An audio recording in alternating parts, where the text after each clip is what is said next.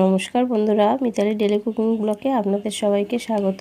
খুব সহজে আর খুব তাড়াতাড়ি বাড়িতে আমি যেভাবে আলুর চপ বানাই সেই রেসিপিটাই আজকে আমি আপনাদের সাথে শেয়ার করব। আশা করছি আজকে এই রেসিপিটা আপনাদের সবার ভালো লাগবে। তাহলে ভিডিওটা প্রথম থেকে শেষ পর্যন্ত দেখার অনুরোধ রইল। ভালো লাগলে লাইক শেয়ার করে প্লিজ চ্যানেলটিকে সাবস্ক্রাইব করে আমার পাশে থাকার অনুরোধ রইল। আমি এখানে প্রথমে যেটা করব, গ্যাসের উপরে একটা কড়াই বসিয়ে দিয়ে তার মধ্যে কিছুটা সাদা তেল নিয়েছি। এবার কুচি করে কেটে রাখা পেঁয়াজ দিয়ে দিলাম। প্রথমে পেঁয়াজটা একটু ভালো করে নাড়াচাড়া করে ভেজে নেব। অল্প একটু ভাজা হয়ে গেলে এর মধ্যে দিয়ে দিলাম গ্রেট করে রাখা আদা রসুনটাকে একটু সুন্দর করে কষিয়ে নেব যতক্ষণ না কাঁচা গন্ধ চলে যায় সেই পর্যন্ত। এবার এর মধ্যে আমি একে একে গুঁড়ো মশলা দিয়ে দেব। আমি কিন্তু এখানে কোনো রকম ভাজা মশলা ব্যবহার করছি না, আমি সব কিছু গুঁড়ো মশলা তেলের মধ্যে দিয়ে একটু ভেজে নেব। লবণ, লঙ্কা, জিরে, ধনে আর হলুদ সব কিছু আমি হাফ চামচ করে দিয়েছি। এবার স্বাদ মতো চিনিও দিয়ে দিলাম হাফ চামচ।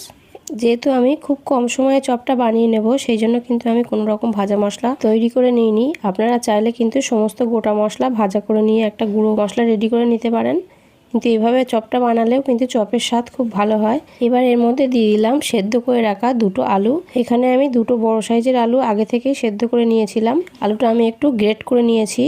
চপের শেপ যেরকমই হোক না কেন স্বাদটা কিন্তু হয় খুব সুন্দর। হাতে যখন সময় কম থাকবে তখন একবার এইভাবে চপটা বানিয়ে দেখবেন, আশা করছি আপনাদের খুব ভালো লাগবে।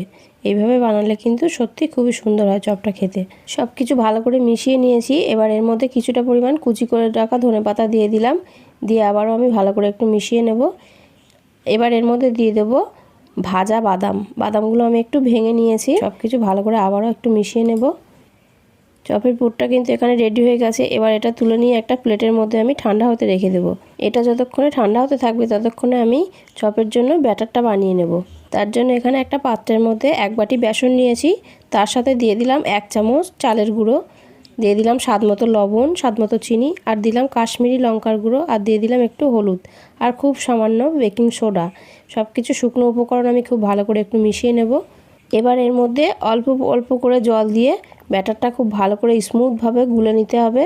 জলটা অল্প অল্প করে দিতে হবে, একবারে বেশি জল দেওয়া যাবে না। অল্প অল্প করে জল দিয়ে ব্যাটারটা খুব ভালো করে ফ্যাটিয়ে নিতে হবে। একটু সময় নিয়ে কিন্তু ব্যাটারটা ফ্যাটিয়ে নিতে হবে, তাহলেই কিন্তু চপগুলো খুব ভালো হবে।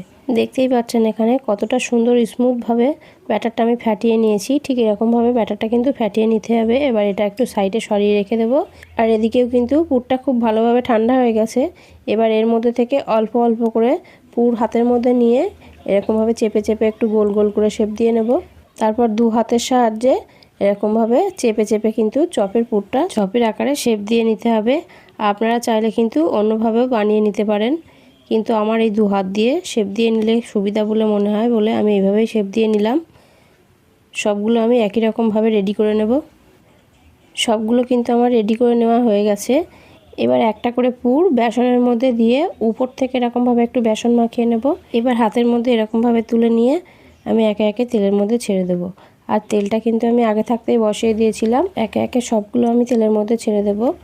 বেগুনি, আলুর চপ এই সমস্ত জিনিসগুলো কিন্তু একেবারে বুড়ো তেলে ভাজতে হয়, কিন্তু আমি এখানে একটু তেলটা কম দিয়েছি।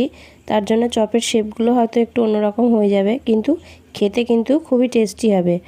আপনারা একবার হলেও এইভাবে বানিয়ে দেখবেন, আশা করছি বড় ছোট সবারই কিন্তু খুবই ভালো লাগবে।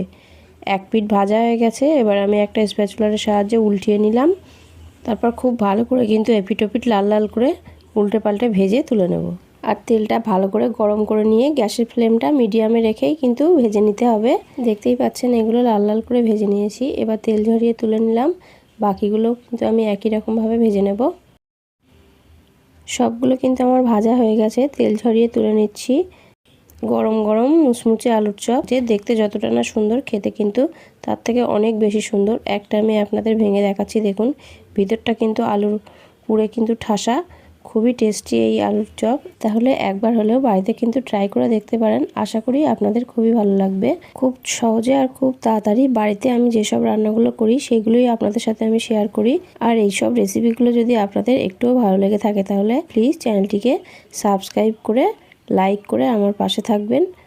পুরো ভিডিওটা দেখার জন্য আপনাদের সকলকে অনেক অনেক ধন্যবাদ।